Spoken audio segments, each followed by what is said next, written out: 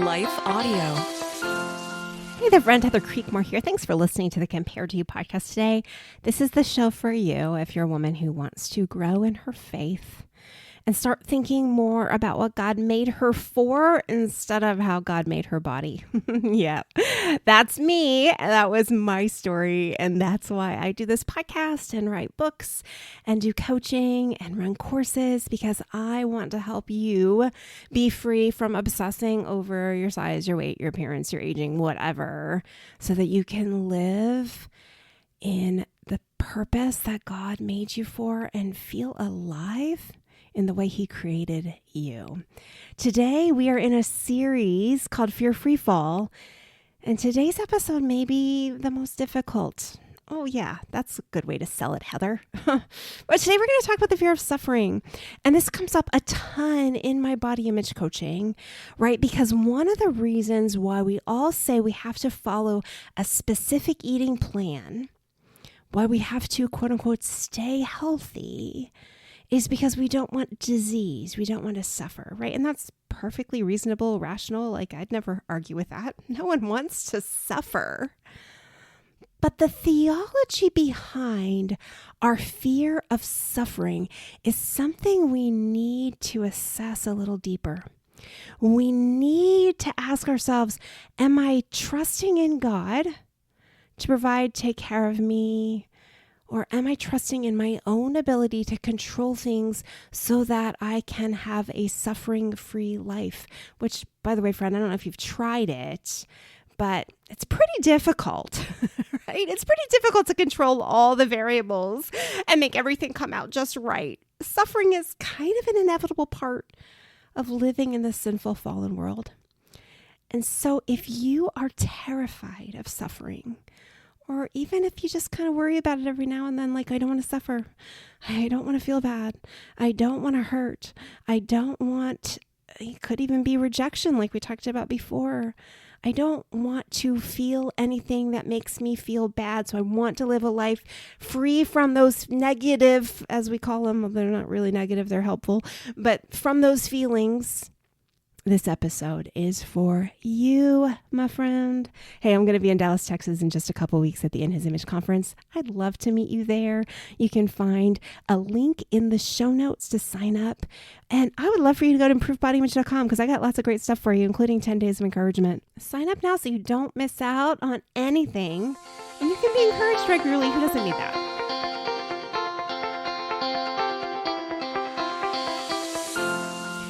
Okay. Why are we afraid of suffering? Yikes. Well, no one likes suffering, okay? So please don't hear this as any sort of masochistic, you should be looking for ways to suffer, right? We're not into this asceticism, suffer to show yourself more holy and more pious. That is not what we're talking about here. We're talking about how most of us are afraid to suffer because it confronts one thing. It confronts in us our desire to trust ourselves and our own abilities more than to trust in God. It confronts in us a longing that we have deep down for control, for comfort, and for certainty. And those are the 3 C things we're going to look at and talk about today: control, comfort, and certainty. And underneath the surface of our fear of suffering, there's something spiritual happening. It's deep. And so that's where we're going today. Let's start with the first C, control. Oh, friend, we love control, don't we? I mean, I used to joke all the time about that Dr. Seuss book. I think it's called If I Ran the Zoo. And that was just a reference I made all the time. If I was in control, if I ran the zoo, everything would be like this. We like to control, right? We like to know that I control my own destiny. I chose this and I get this as an outcome. Like, oh, that's a lovely way to think you want to live. But that's not what trusting Jesus is all about. And so when we suffer, when we do things the way, we thought we should do things in order to get the outcome we expected. And when that doesn't happen, it rattles us. Maybe it was a relationship. Maybe you thought you did everything right. You were trying really hard. You thought you were marrying the right guy. You thought you were dating the right guy. And it didn't go as planned. And it hurts.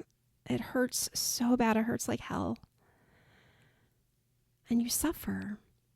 And you remember in that suffering that you're not in charge. You can only do your part. And you didn't have control over the whole thing. Or maybe, and I've had this story show up with clients, maybe you were tightly in control of every single thing you ate. You were the clean eater, expert nutrition eater. I don't think that's a thing, but you were trying to do it all right around food. You followed all the rules and you were just going to be so healthy because you were eating right. And then you still get the diagnosis. Well, that's not fair. You did everything, quote unquote, right. Why would you get the diagnosis? Shouldn't all those people that weren't doing everything right get the diagnosis? How is that just? And it kind of calls into question like what you believe about God and fairness and equity and justice. And none of it's grace, right? Or is it all grace? I think that's what suffering teaches us, right? It reminds us, oh, friend, you're not in charge. You're not in charge. You can plan, you can prepare, you can try to protect yourself, but suffering might interrupt all of that. Suffering exposes our vulnerability, and it is terrifying because suffering challenges this belief that we really want to hold on to. And the belief is if I can just get it right, if I can follow the rules, if I can do all the right things, then I can avoid pain. But then when the pain comes anyway, it feels like betrayal. Now, who's betraying us? Right? It kind of feels like God's betraying us, right? We're actually a little mad at him if we stop and think about it. Because we kind of had this deal, okay? It wasn't a deal that he gave us, but a deal maybe we created in our head where it's like, well, God, I'm going to do this, this, and this, and then you're going to do this, this, and this. And that's a theological challenge we've got to work through. Like, wait a second, is that the deal I had with God? Where is that in the Bible? Where did I come up with that? But it feels like betrayal, and we actually have to work through it, not as betrayal, but as something we got wrong theologically.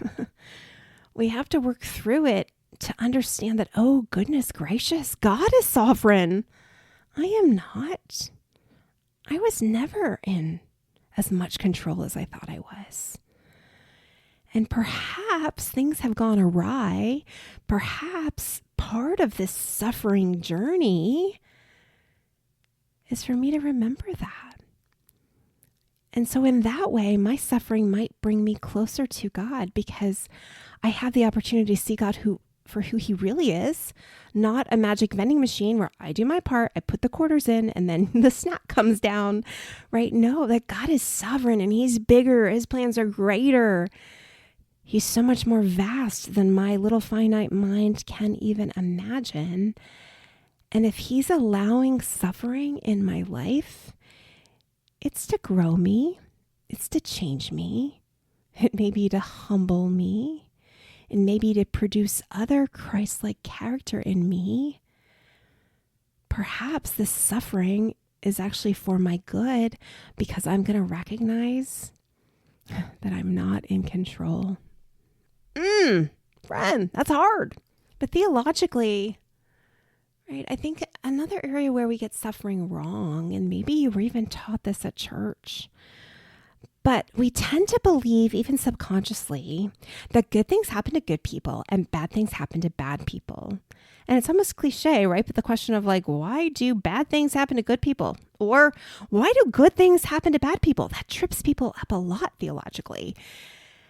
And I don't have time today to go into all the nuances of that. I love how Tim Keller just kind of briefly answers that question with, if we had a God that we could always understand and like always predict his next move and understand every way he works, like that wouldn't be a very great God, because if I can understand what he's doing, then he's not big enough, right?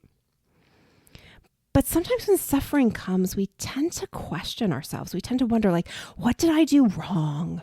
Or we woulda, shoulda, coulda ourselves. Like, oh, I shouldn't have done this. I shouldn't have this. Oh, what if I hadn't done that? And if I just done that, and then this wouldn't happen. And we try to, again, go back to control. Like, let me control all the variables in my head and figure out at what point I messed up. And that's why I brought this on myself, right? What did I do wrong? Or is this my fault? Did I do this? What did I do? I remember when I had a miscarriage. It was between my second and my third child. It was a very early miscarriage, in some ways a blessing, because I didn't have to have a D&C or go through any of the harder trauma that goes along with having a miscarriage later. It's so hard. But even having an early miscarriage, oh goodness, there's grief. It hurts. But the day before I had my miscarriage, I decided to get my large Rubbermaid plastic bin that had my next season clothing in it, like I think it was my winter clothes at the time, and it was kind of up on a shelf in my closet. And I do this thing, instead of asking for help, I try to pull the big giant, I don't know, let's call it 50-pound Rubbermaid. I pull it out onto my head to help me balance it before throwing it, like kind of bouncing it on the ground. That's how I get something down when I don't want to ask for help. And I had done that the day before I had my miscarriage. Do you know how many times I had the thought, oh, did I have a miscarriage because I pulled that 50-pound Rubbermaid down? Like, I know I didn't have a miscarriage because of that. But our first instinct is to figure out, what did I do wrong? How did I get this wrong? What did I do to cause this? And friend, that's probably not good theology. Now, yes, there are some things that we mess up and actions have consequences. Yes, of course. Right? But I think we need to start shifting from a perspective of control and it's all up to me and I create my own destiny, to a perspective that's actually more biblical, which is, wait a second here. Like, I do have free will, but God is ultimately in control, right? God is sovereign. I am not. And when I suffer, it's not that God forgot me. It's not punishment for those who are in Christ, right? It's part of my sanctification. This is part of the process by which God's going to grow my faith and my dependence on him. Because when I'm in control and everything's going my way and I decide to do X and then Y happens, right? It reinforces the narrative that I'm in control. And it actually weakens my faith because I'm not dependent on God. Then I'm like, oh no, now I know I can do this. I just keep doing X and Y happens. Do X, Y happens. I'm not depending on him. I'm not growing my faith in him. I'm growing my faith and my trust in myself. And think about Jesus. Jesus suffered. He suffered a lot. He didn't suffer because he failed. He suffered because he was faithful to what he knew he had to do in order to save us. Hebrews 5:8 says, though he was a son, he learned obedience through what he suffered. We're going to talk about this more right after this quick break. Okay, so what else about suffering don't we like? I mean, count the ways, right? There's a lot we don't like about suffering, but here's another one. None of us like suffering because we fear the unknown, and suffering is really unpredictable. We don't know how long it's going to last. We don't know how bad it's going to be. Our brains like to run worst case scenarios. And our fears, oh goodness, our fears swell in uncertainty, don't they? Like, it is super easy to start spiraling, like, oh no, this happened. And then if this happens, then this is going to happen. And this, I remember watching one of my children spiral in this way when he got a bad test grade. And the conversation went from failing one, it was a college test that he took in high school, but failing one college exam that wasn't even going to count for college because he took it in high school. And suddenly he was going to be homeless. Like that was how far the spiral took him. He was going to be a homeless guy when he was in his 20s or 30s. And to me, as I watch this, as I have this conversation, I'm like, oh, dude, friend, like you failed one test. It is okay. Like that grade's not even going to count for college. Yeah, it's going to affect your high school grades a little bit. But like you don't get from one failed grade to homelessness. Like there's a couple more steps involved there. And yet how many of us do that, right? One thing goes wrong and whoo, spiral. Oh no, now it's the end of the world as I know it, right? And suffering rattles us in that way because it's much easier to believe, back to that C word, control, believe that I'm in control. And so I kind of know what's going to happen because I'm controlling things so tightly. I know how this holiday is going to go because I'm controlling it. I know how today is going to go because I have this great schedule and everything's going to go according to plan, right? And suffering derails us, right? Even if it's something as simple as sickness. Right. I mean, I don't know the COVIDs that have gone around the last couple of years. Like I had COVID pretty bad one of those years. I was in a lot of pain, like laying on heating pads, and I was suffering. It did not feel good. And I remember laying in bed thinking, how long? How long am I not going to be able to do anything? How long am I going to be laying here suffering? Will I ever be able to taste and smell again? We suffer. And then we spiral because we're like, oh no, I don't know. And what we really need, right, is faith. And real faith actually requires us to trust God without knowing how our stories on earth, these little situations we're in here on earth, are going to end. And we can only trust God without knowing how these little stories are going to end because we know how the big story ends, right? We know ultimately everything is for his glory and our good. We know he works all things together for good, and that includes our suffering, right? We know he's bigger than it all. But oh goodness, trust in him when things don't go the way we think they're going to go and we don't know what's going to happen anymore. It's hard for hearts that are trained to crave clarity. But think about this. Psalm 119:105 says, your word is a lamp unto my feet. Think about a lamp. Right? That's not a ton of light. It doesn't say your word is a floodlight to my feet, that everything's going to be illuminated. I'm going to see everything, every little detail, every flea, every crumb, every speck. No, it's just a lamp. You can just kind of see the next spot your foot needs to go. And that's got to be enough because we trust God and we know he is good. What else is going on when we suffer? Well, a lot of us struggle with this fear that we're not sure if God's going to show up in our suffering. Will God meet us there? Will God be there in our suffering? That's a question our hearts ask. And we fear suffering because we doubt. We doubt God's goodness. We doubt God's nearness. We wonder where our comfort went and maybe why he's being mean because we're not comfortable anymore. And when our comfort disappears, sometimes we assume that his presence does too. But here's the truth. Scripture shows us that in suffering, that's where God most often reveals himself most clearly. Think about Daniel 3, the fiery furnace. God met Shadrach, Meshach, and Abednego there, actually in the furnace with them. You think they were suffering? Like, oh my goodness, I can't even imagine how afraid I would have been walking into that fiery furnace. And yet, they were obedient and God met them there. That was suffering though. The wilderness, right? God teaches us things in the wilderness. Man, we suffer in the wilderness, just like those Israelites did. But God showed himself to those Israelites over and over again. And then for Jesus in the Garden of Gethsemane on the cross, God was with him there. Jesus asked, why have you forsaken me?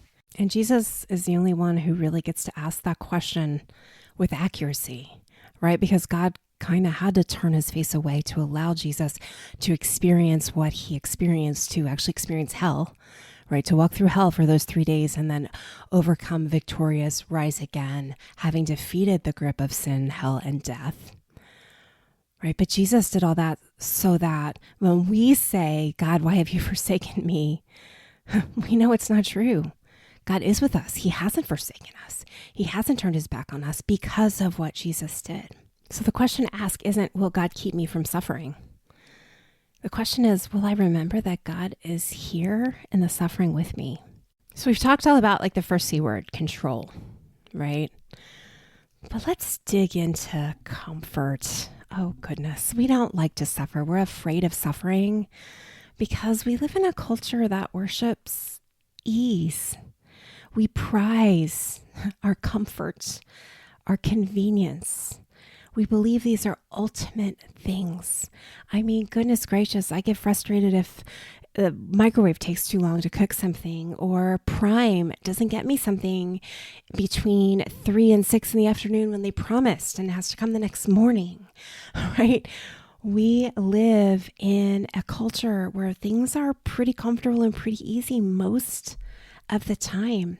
And that can allow us to further feel like deceived into believing that we have a lot of control and that if we're suffering, it's because something got out of our control. Or to say it a different way, suffering might feel like failure. It might feel like something went wrong, right? But again, biblically, suffering is something that God can use to refine and deepen us. Biblically, suffering can strip away false gods, like the God of image, the God of success, the God of perfection, right? All these things that beckon us to worship them. Like if you just look better, then everything will go perfect for you, right? That's kind of the promise of the before and after picture. And the after picture, oh goodness, what a great life you'll lead after you just lose the weight and get the look. Right? Or once you get that job, once you get that title, once you get that home, once you get all the things together, then what a great life you'll lead. And really the promise of these idols is that we won't suffer, right? We won't be rejected, yes, but we won't suffer. Life will be great once we get what they promise us. The only problem is idols lie. And when we worship idols, we're not depending on God. We're not worshiping God. And so suffering can bring us back to that dependence on God where we realize, oh, wait a second, I'm utterly hopeless and helpless without you, Lord. I need you every hour. I need you. God, goodness, you're in control. I am not. Help me. Romans 5:3-4 says, we rejoice in our sufferings, knowing that suffering produces endurance, and endurance character, and character hope. How in the world can we go from suffering to being more hopeful? Like when things are bad, am I really getting more hopeful? No, the only way that works, friend, is that through the suffering, we realize what is really, really important and what we've been wasting time on. Suffering isn't senseless. God can always use it as a sacred space for transformation, for growing your character, for growing your faith, for making you look more like Him. Now, again, no one's signing up for suffering, right? Our human view of suffering is it's something that we should avoid at all costs, that we've lost control if we're suffering, that God's not there, or that we're being punished for something.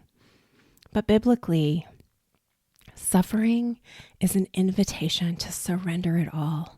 It's an opportunity to meet God more deeply. It can form, develop, and strengthen our faith. And it's always something God can redeem for eternal good.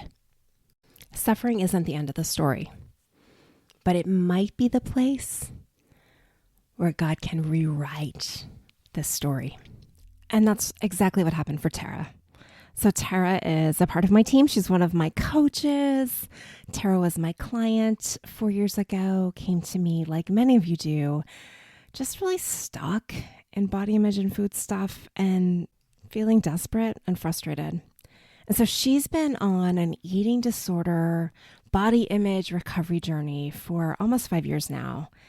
And there's been some suffering involved in that. Suffering that I don't know if she expected. I mean, because really, who expects suffering? We don't want suffering. We hope that by curing or fixing those things that are wrong with us, we will avoid suffering, right? That's our goal, avoid suffering. Do it right so we don't have to suffer. And yet she's been surprised. So I'm going to read to you her story. Tara says, most of my life had been about avoiding suffering, avoiding anything that made me feel physically or emotionally uncomfortable, anything that hurt. I was influenced early to believe that hurt wasn't normal, to feel pain was bad, to experience suffering meant something had to be fixed. My parents never spoke these words, but throughout my childhood, in a million different subtle ways, they showed me through constant efforts trying to explain, fix, control, or avoid painful situations that suffering was something you should always run from, and something that surely I could never handle. Culture steps right into and does a great job reinforcing this. Our baseline should be happy. After all, it's what we deserve. Anything other than that is unacceptable. And the world is ready to sell you something to achieve and maintain so you can keep that pleasurable life expectation. Oh, and then comes the enemy with that constant berating. He was always reminding me how wrong, alone, or crazy I was for feeling and experiencing suffering. So when God led me to Heather 4 years ago, I came believing that normal meant always feeling good, or at least okay, and any negative emotions, physical pain, those were bad things. Those were things that had to be fixed. I was the girl who wanted Heather to tell me how I could honor God and maintain, and sculpt the body of my ideal appearance. All to be the good, obedient servant of the Lord, of course. That's what I thought it meant, which, of course, doing this would then make me happy. And the torment and pain of the constant body obsession would finally be fixed. My suffering was so acute. By the time I met Heather, I was feeling insane from the constant war raging in my mind. I was barely eating to maintain my weight. I would go through weeks of quote unquote fasting for the Lord, followed by tiny bits of quote unquote healthy whole foods. I over-exercised every day. I pushed through weakness and shakiness only to break down and binge. And then came the physical pain of bloating, my inability to digest food, and then back to fasting for another cycle to begin. I was trapped. I had tried everything, and the last plan I had was failing me. Or I was failing, is really what I believed. Suffering wasn't new to me. Like all of us, we have a life story filled with it. Starting in my teen years, I struggled with the black hole of depression, suicidal thoughts, to my struggle with alcohol and drug addiction, which in my early 20s I went into recovery for. And then in my 30s, I walked through the fear of death as my 18-month-old baby boy battled cancer for 5 years. God was with me through them all, preparing me. He had begun to show me what pain for a purpose meant. But it wasn't until I entered my 40s, using all the experiences of my life, that I could finally, in such a broken state, hear the truth. God sent Heather to disciple me. The suffering he was going to use to take me to a whole new level with him, a deeper intimacy than I could have ever imagined. Of course, I didn't know that when, with shaking hands, I hit send on my desperate email to Heather asking for help. The truths and the freedom she opened my mind and heart to have forever changed my view of suffering. Romans 8:28 had become an anchor for me in my life, but it wasn't until going through this journey with Heather that I truly understood, not just with my head, but with my heart, what it actually means to suffer. Of course, this journey brought many variations of suffering, from letting go of my wants and desires for my body and my ideal image.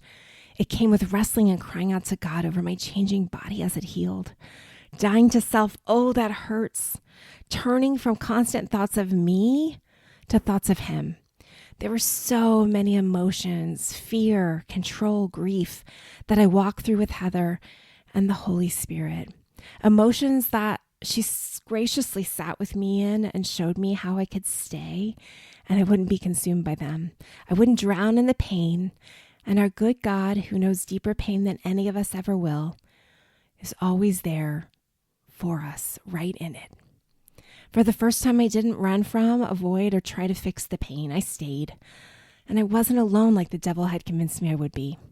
I had a wise counselor in Heather, sent by God and His Holy Spirit as something tangible I could start to sense in the midst of it all.